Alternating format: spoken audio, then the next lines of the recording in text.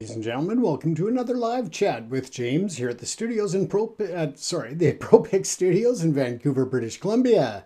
It is now 12:10 a.m. and I thank you for joining us. If you are joining the live chat and the live show, by all means use the comment section. Throw some comments up there. Let me know what you're thinking, where you're logging in from, or if there's topic ideas that you would like to see covered in future episodes. Again, this show is as much yours as it is mine. We are all here together having this chat. So again, let's move on with what we're going to cover tonight. Now, silence breeds fear. Yes, people are concerned about the delay of any information coming out about the crash of Air India Flight 171. We'll cover that in more detail tonight. We'll also cover NATO's tight walk, navigating the Donald Trump issue at the NATO summit.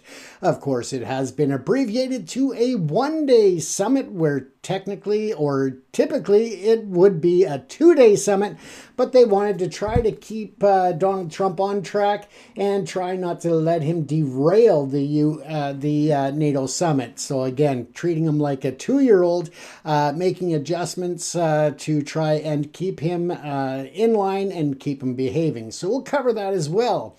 We're going to take a look at the death of a Nicaraguan dissident who was in Costa Rica.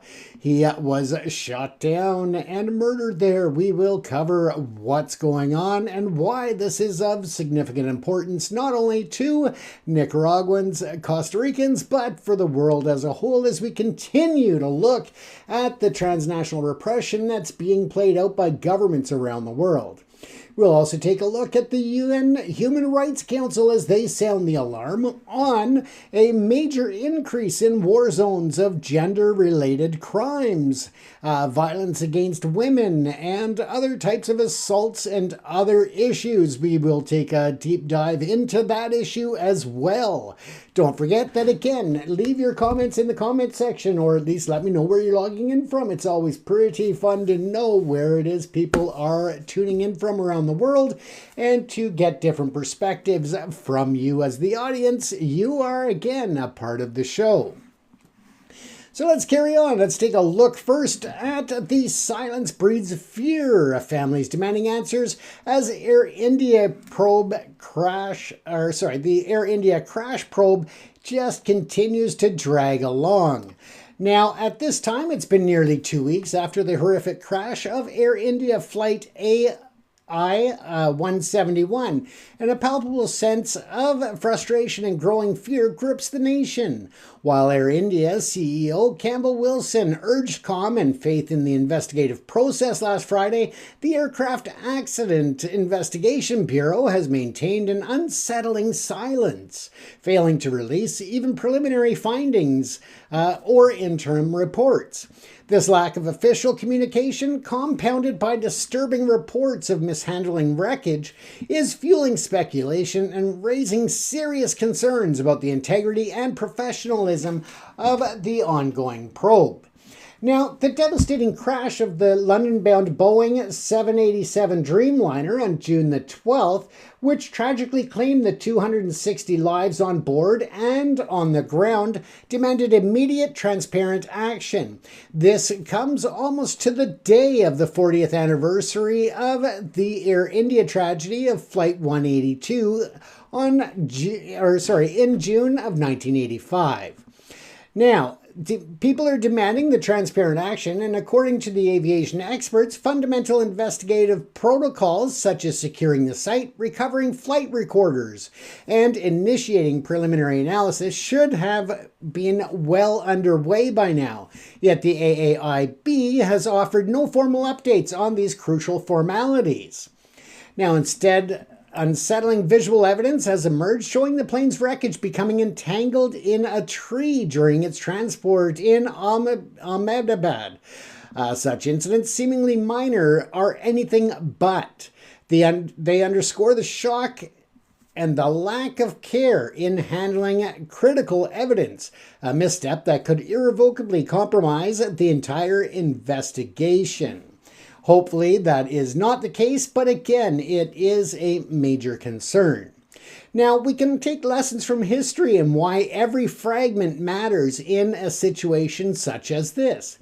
The current situation harks back to historical aviation tragedies where compromised investigations left indelible scars of unanswered questions and lingering lack of definitive facts. Cases like the 1931 Newt Rockne crash, where souvenir hunters stripped the wreckage, or controversial findings surrounding Flash Airlines Flight 604 in 2004 serve as stark reminders. When expediency trumps accuracy, the true causes of a disaster can remain shrouded in doubt, denying victims and their families of the closure they desperately need and preventing critical safety improvements. So again, it's not only about the details of the crash, but also how to prevent them in the future. And when you look at every piece of wreckage, every scorch mark, every switch position on the control panel, these are all silent witnesses to what transpired. And that was explained by retired aviation safety investigator Prakash Sharma. He went on to say that a meticulous, methodical approach to collecting and preserving every single fragment of evidence is paramount. Any deviation, any rushed movement risks destroying vital clues that could lead to understanding the root cause and preventing future tragedies. Sharma also emphasized that a professional investigation prioritizes the totality of evidence and facts above all else. It's about reconstructing the narrative with irrefutable data, not responding to public pressure for quick answers. While the agony of waiting is immense for those impacted, rushing the process can lead to incomplete findings, misattributions, and ultimately a disservice to the memory of those lost. Now, of course, there's the call for integrity and transparency, and the families of the victims already grappling with unimaginable grief are now facing the additional burden of uncertainty and suspicion. Now, the silence from the AAIB, coupled with the visible mishandling of the crash site, has eroded public trust. They are demanding not only the answers, but an assurance that the investigation will be conducted with the highest levels of professionalism and integrity. The recovery of the black boxes, the digital flight data recorders, or DFDRs, DFDRs, and cockpit voice recorders, or the CVRs, have been confirmed with international experts from the UK and the US joining the probe. However, the analysis of this critical data is a time-consuming process. While it is understood that comprehensive findings take time, the absence of even a basic timeline, an acknowledgement of preliminary steps completed, or a clear strategy for evidence management is unsettling. Now, as days turned into weeks, the onus is on the Aircraft Accident Investigation Bureau to break its silence and demonstrate a commitment to a thorough, uncompromised investigation.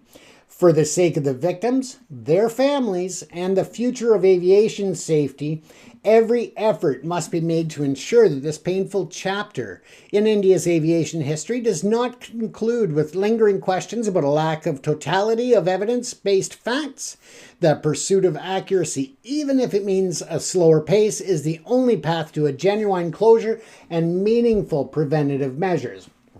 Now, we know that it is frustrating. We know that how could it happen?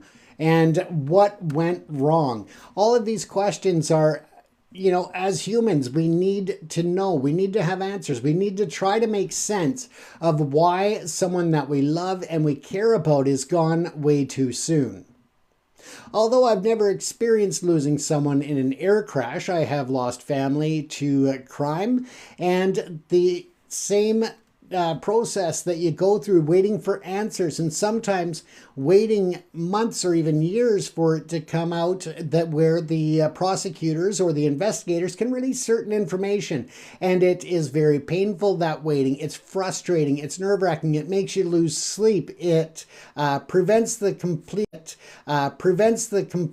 to remember that there's a delicate balance between the information release and the importance of that transparency of an investigation, while at the same time trying to make sure that the information being released is accurate and that it is in line with all of the evidence, and that the evidence has been construed in the proper context. So again, it's a tough one, and I understand the argument on both sides per se. But again, try to be patient. I know it's tough, but for all of the victims, in terms of the families and others out there that are dealing with this horrible tragedy, I send my heart, my thoughts, and my prayers to all of you and the entire community that was impacted. Now let's take a look at NATO. Of course, we know that there is a NATO summit in The Hague in the Netherlands. We know also that NATO's tightrope walk, navigating Trump's unpredictability and not be given a microphone to stand on his soapbox and beat his own chest. Now, NATO leaders convened in The Hague, and a palpable sense of focused determination, of course, permeated the meticulously streamlined agenda. And that's something that I covered earlier, is how they've had to adjust it from a typical 2-day summit to just a single day. Now, again, this year's summit, unlike some of its predecessors, was strategically designed to mitigate the potential for disruptive detours, particularly those often associated with the unpredictable style of U.S. President Donald Trump. Yet, even with a tightly managed schedule, the pressing issue of Trump's latest actions regarding Iran and his perceived role as an Israeli proxy cast a long shadow, forcing allies to consider how to adjust to a rapidly evolving geopolitical landscape. Now, for months, NATO Secretary General Mark Rutte and his team reportedly worked diligently to ensure a highly focused summit. The primary objective was clear: secure a new historic level spending target of 5% of GDP. That, of course, designated for defense. A figure significantly higher than the previous 2% benchmark. This ambitious goal, championed by Trump for years, was largely pre-negotiated, aiming to present a united front and preempt any 11th hour grandstanding or threats of U.S. withdrawal. We wouldn't believe that could happen, would we? The agenda was reportedly shortened with a single intensive 2.5-hour session for the main North Atlantic Council meeting, a stark contrast to multi-session formats of past summits. The communique, too, was kept brief and to the point, reflecting a desire for directness and a collective of that assessment, of the threat assessment. Now, the streamlined approach was a direct response to past experiences where Trump's tendency to question fundamental alliance tenets like Article 5, mutual defense guarantees, or to leverage the summit as a personal platform for grievances, and that led to anxiety and uncertainty among allies.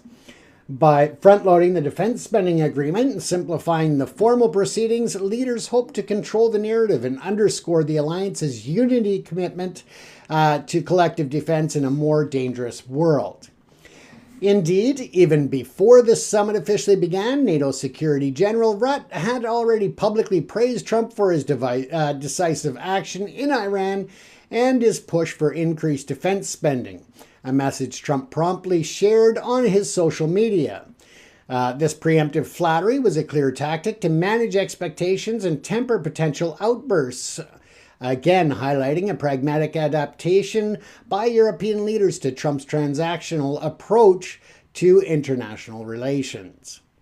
Now, however, the meticulously crafted agenda faced an immediate challenge. Now, Trump's recent dramatic intervention in the Iran-Israel conflict.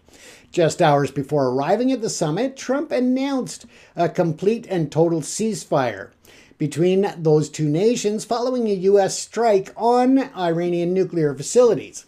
While he initially lauded the agreement, he swiftly accused both sides of violations and, perhaps most notably, publicly admonished Israel, telling them to not drop those bombs, in quotation. Now, this suddenly and highly personal intervention, portraying the U.S. as a direct arbiter and even critic of Israeli actions, inevitably raises questions for NATO leaders. For years, the U.S. has been a staunch, unquestioning ally of Israel, which many viewing this foreign policy in the region as closely aligned. Now, Trump's latest pronouncements, perceived by some as acting as an Israeli proxy one moment and then chastising Israel the next, creating a very complex dynamic. Now, the real question is how leaders will what they're going to do. They're in attendance and adjust to Trump's latest actions against Iran and acting as an Israeli proxy. How are those leaders going to adjust to it? And the leaders at The Hague found themselves in a delicate position.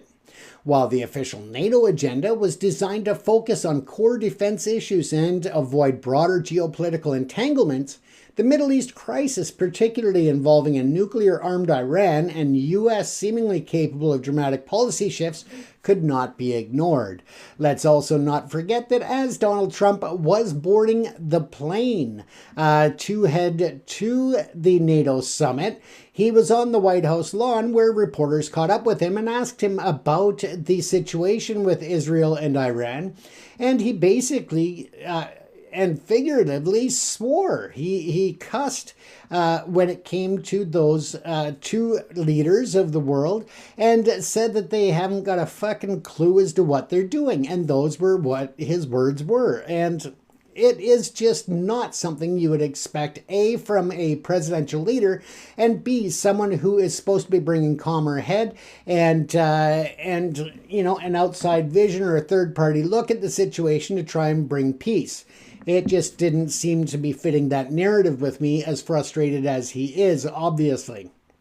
Part of that could have been also the latest reports, and again, this is referring to his own intelligence community, stating that the damage that was done to the uranium enrichment facilities was not as extensive as Trump and Pete Hegseth had claimed. They had claimed a complete annihilation of those facilities, and now it's coming out that that may not be the case, and that it may have only set Iran back by up to 4 months. So again, we'll have to watch how this fact comes out, or these facts, and see what is actually true. But again, we know that Donald Trump tends to spout off and open his mouth with nothing but shit coming out in terms of lies and misdirected information, disinformation and misinformation. So again, we'll have to wait and find out what the truth is. As we know, we cannot trust the U.S. administration to give us that in this current day and age of political tensions in the U.S. and political leadership. Now let's take a look at the public versus private diplomacy. While public statements at the summit would likely maintain a focus on NATO's core mission and collective security, behind the scenes discussions would undoubtedly address the implications of Trump's Middle East policies. Allies will seek clarity on the U.S.'s long-term strategy in the region and how it might impact European security interests. And if history is any dictator of the future, I would think that Trump probably doesn't really have a forward-thinking plan, because he anticipates that everybody is going to bow down to him and listen to his directive to stop the war. Now, reinforced European autonomy. Now, Trump's unpredictable actions, particularly his questions on Article 5, have consistently pushed European allies to consider greater strategy autonomy. His direct intervention in the Iran-Israel conflict, irrespective of its immediate outcome, will likely reinforce the urgency for Europe to develop its own robust foreign security and foreign policy when it comes to defense capabilities, lessening reliance on potentially mercurial U.S. leadership. And again, we need to also just understand that Trump is very unpredictable. It depends on which way the wind is blowing that morning, whether or not he would actually come to the aid of NATO members if they were to be attacked, or if he would just sit back and take a wait-and-see approach. Now, in terms of the focus on regional stability, of course, while NATO's mandate is primarily focused on the Euro-Atlantic area, the ripple effects of the Middle East instability are felt in Europe through refugee flows, through terrorism and energy security. Leaders may emphasize the need for diplomatic solutions and de-escalation in the region, subtly contrasting any perceived unilateralism.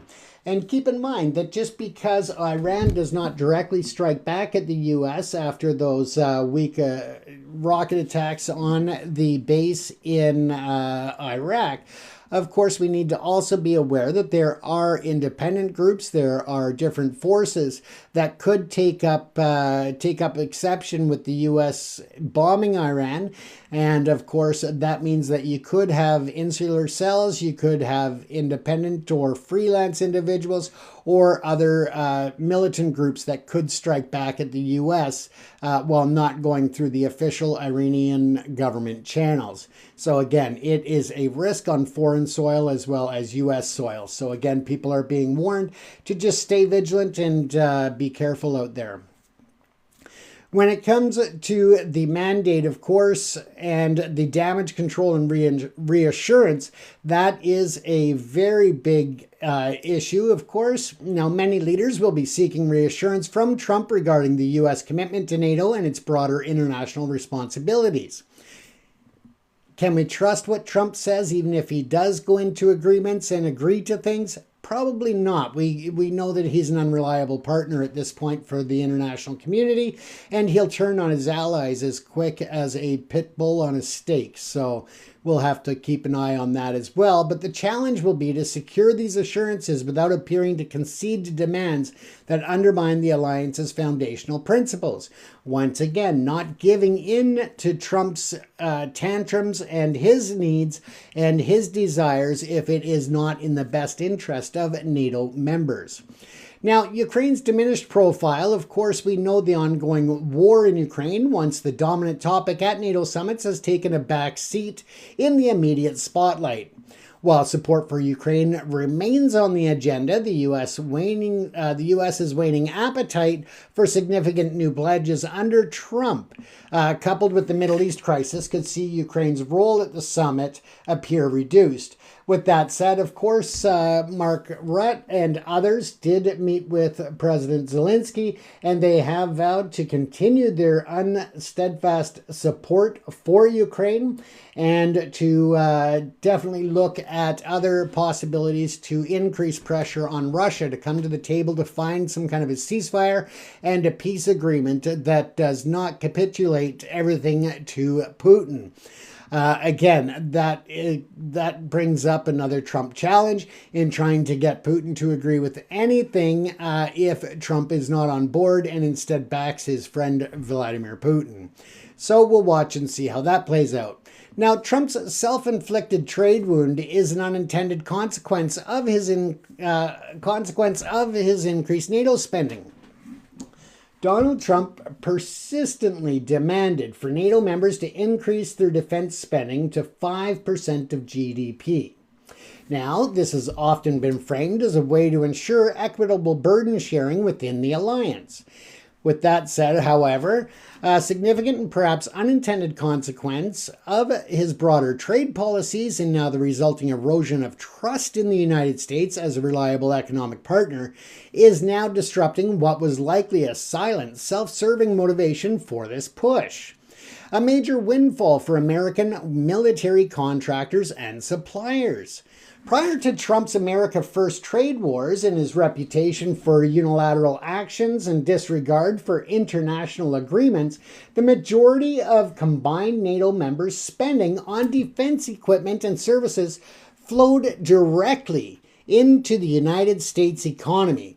It was through the purchase of services and products of U.S. military technology, innovation, and established supply chains, and that made American companies the preferred choice for many allies.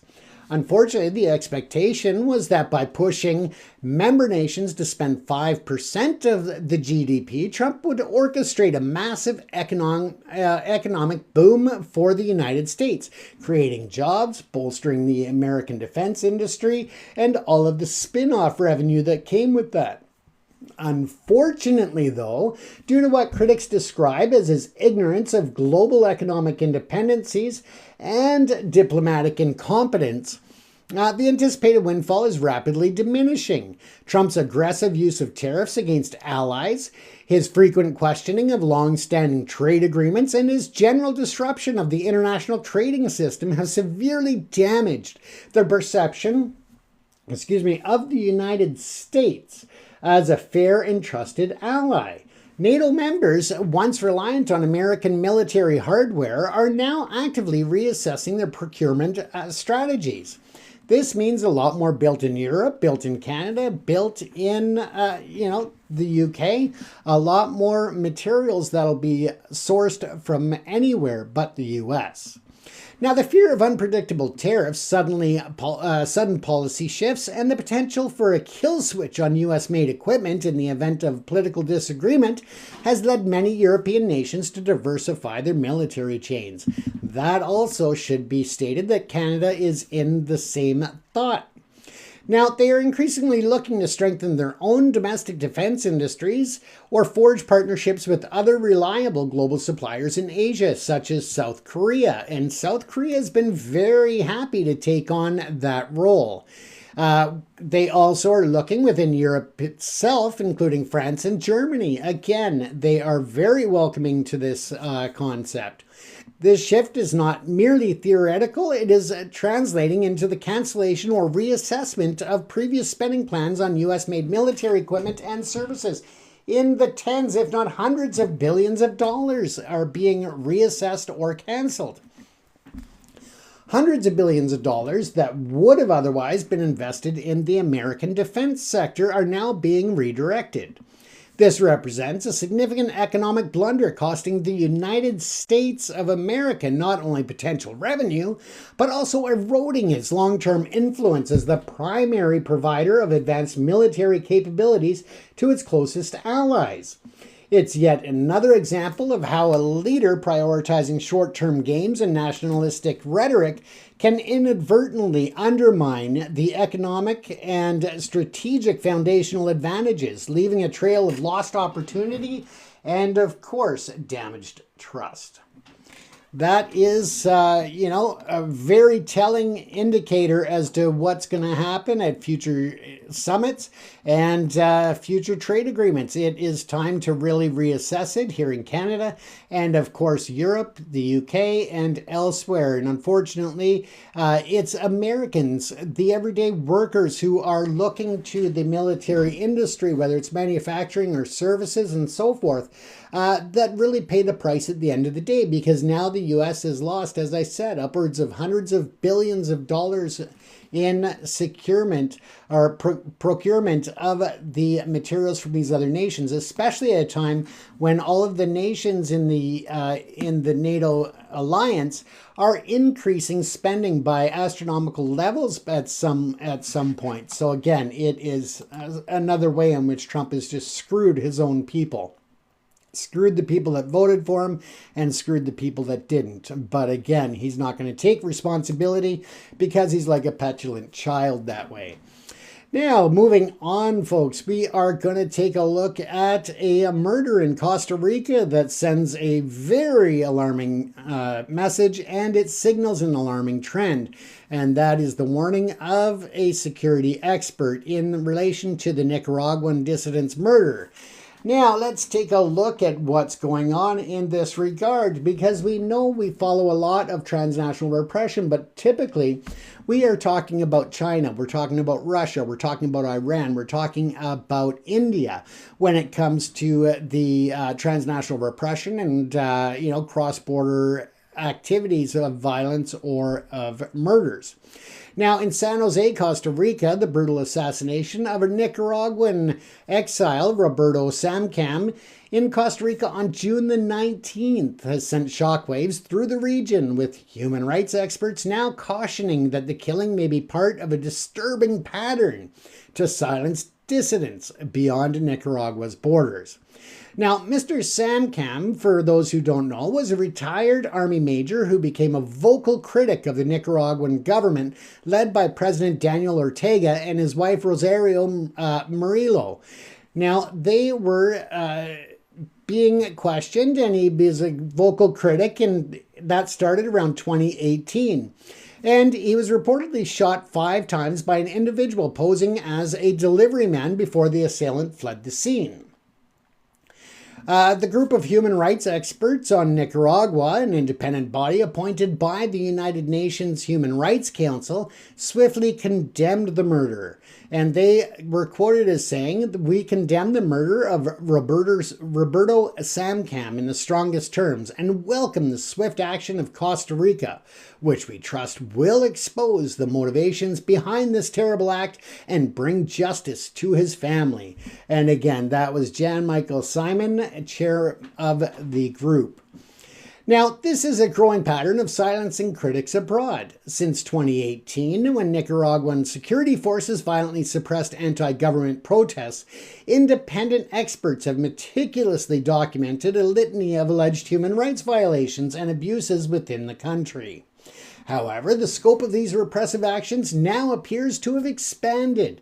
In February, the UN group released a report specifically warning that the Nicaraguan state's repressive tactics had extended beyond its territorial borders, impacting dissidents, both real and perceived, living abroad. Now, as this continues on, we heard from Reid Brody, and he was an expert and went on to say that nowhere in the world seems to be safe for Nicaragua opposed to the government, Daniel Ortega and Rosario Murillo. And that, again, was the expert Reid Brody, highlighting the pervasive fear among those who have fled the regime. The experts pointed to an unsettling parallel, noting information suggesting potential links between Samcam's murder and the killing of another Nicaraguan dissident by the name of Rodolfo Rojas Cordero in Honduras in 2022. Furthermore, they cited the twice attempted murder of Joa Maldonado in 2021 and 2024 as further evidence of this alarming trend. Now, Mr. Simon asserted that states must be held accountable for committing transborder human rights violations, underscoring the international community's responsibility to address these extraterritorial acts. Again, very similar to what you see Canada calling India out for in terms of transnational repression and violence across international borders. Now, the independent rights experts who are not UN staff and receive no salary for their work, operate independently of any government or organization, leading significant weight to their findings and concerns.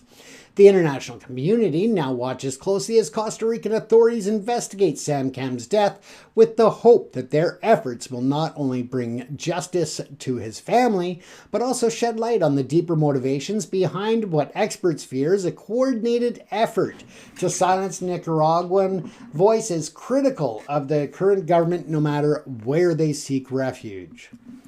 Again, the problem of transnational repression, of foreign interference, it is popping up globally. And the more it's allowed to happen, the less accountability that nations are forced to have, then it's going to continue to spread even further like a bad disease. Now, as we talk about different conflicts and different war zones, different issues, we always seem to come back to a major issue as conflict heats up around the world. And that is, again, the foundation for the UN Human Rights Council sounding an alarm over gender-based violence in those conflict zones. Now, the UN Human Rights Chief, Volker Turk, issued a stark warning today from the Human Rights Council. He was declaring that gender-based violence, particularly sexual violence in conflict zones, is not only rising, but is being deliberately wielded as a weapon of warfare. A shameless repudiation of the basic rules of warfare, independent human rights groups echoed his urgent plea, highlighting a crisis of impunity and neglect. Now, Turk's address underscored a sobering reality that despite a quarter of a century since the UN Security Council adopted the resolution affirming women's crucial role in conflict, preventing and peace building, and emphasizing the importance of ending impunity for sexual violence, the international community is failing. We're not meeting the minimum requirement to prevent women from being silenced and support their participation and leadership in building peace, Turk stated with evident frustration. Now, his office has meticulously documented thousands of horrific cases across numerous conflict-affected areas, including the Congo, or the Democratic Republic of the Congo, Israel, the occupied Palestine territory, Haiti, Sudan, Ukraine, and other regions. These are not isolated incidents, but instead a part of a disturbing pattern. One such case is that of Aisha, a 17-year-old survivor from Darfur. Her village was attacked, and she endured unspeakable violence, becoming one of many horrific cases, contributing to the grim statistics. Aisha's harrowing experience reflects the calculated brutality Turk described. Fighters are being encouraged. Fighters are being encouraged. This systemic targeting aims to shatter communities and suppress dissenting voices. Again, we see that where it is meant to quash the dissent. Now, the crisis is exacerbated by ongoing funding and aid cuts, which severely impede the efforts of humanitarian and human rights agencies. These cuts directly impact the provision of essential medical and psychosocial support for affected women and girls, leaving survivors to grapple with the profound trauma in isolation. Now, Turk lamented that this failure to provide vital services has long-term impacts, and young girls and women alone, outcast and traumatized. We know this, and yet we're not doing more to protect them. We're not doing more to hold those accountable. We are not doing more to raise awareness of the issues to make sure that it gets reported to international agencies beyond the borders of those which are under conflict. Because, of course, again, we look at the reports in many areas, and we can say that even conflict zones, non-conflict zones, like parts of India, for example, where the police will at times victimize the victim all over again. We need to have a place, we need to have, even if it's an online portal or something there, to help to deal with this major crisis. Now, while some trials have been held and perpetrators brought to justice since the 1999 Security Council resolution, Turk emphasized that such justice remains an exception, not the norm. Thousands of cases remain unaddressed, shrouded in silence due to fear, chaos, and pervasive lack of accountability. As global attention often focuses on geopolitical shifts and military maneuvers, the quiet suffering of countless women and girls on the front lines of these conflicts continues. Their dignity and future are sacrificed in a war that largely goes unnoticed by the wider world.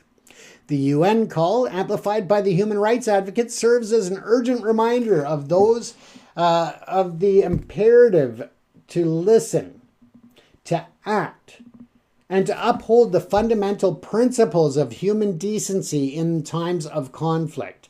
So again, do what you will with that, but I hope that you will learn more about this issue and take steps, whatever steps that may be, to help organizations that are out there to assist the victims of the violence and the gender-based violence within these conflict zones, because it is a real issue. And as we see broader scope of different conflicts happening around the globe, we're going to see more of this instead of less. And we want to try to get a handle on it before it's too late, before there are just thousands more victims lined up to try and get some type of recognition for the trauma in which they're subjected to and not have anybody there to assist them. So it's a very important note that, again, came out of Geneva from the UN Human Rights Council. We need to do better, and hopefully as a world we can start to put pressure on politicians to pressure their counterparts in other countries. Even during times of crises and war, it does not mean that they have a right to act like animals. With that said, folks, thank you again for tuning in to another live chat with James, coming to you from the studios here at ProPicsTV in Vancouver, British Columbia. I would like to invite you back again tomorrow night at approximately 12:15 a.m. Pacific Standard Time for another episode of Live Chat with James here on TikTok. Our handle on TikTok is PPCM News Entertainment. And you can find us online. Just search ProPics Canada or go to ProPicsCanada.com and you can find the links to all of our social media platforms. Also, if you are watching a rebroadcast of this or listening to it, whether it's on our Substack account, YouTube, TikTok, or any other platform, please feel free to like the episode, to also follow us or subscribe to us, and share it with others. Get the information out, as we're always looking to increase our viewers. And as that increases, we are able to extend further the coverage that we offer. Once again, if you are interested in supporting the channel, you can always add stars or different platforms, but you can also go to the PPCM Fund for Good that helps with our different projects around the globe to assist people in need and to keep the channel running. And that is available at www.propicscanada.com. That's propicscanada.com. And finally, I would like to thank one of our episode sponsors, and that's Carey Movers of Metro Vancouver, a family-owned and operated moving company offering residential, commercial, office, and piano moving for several decades. You can find them online at www.careymovers.com. That's K-A-R-Y movers.com. Western Canada's favorite company for local and long-distance moves throughout Western Canada. As I said, they are a local family-owned and operated company that's been servicing the region for decades.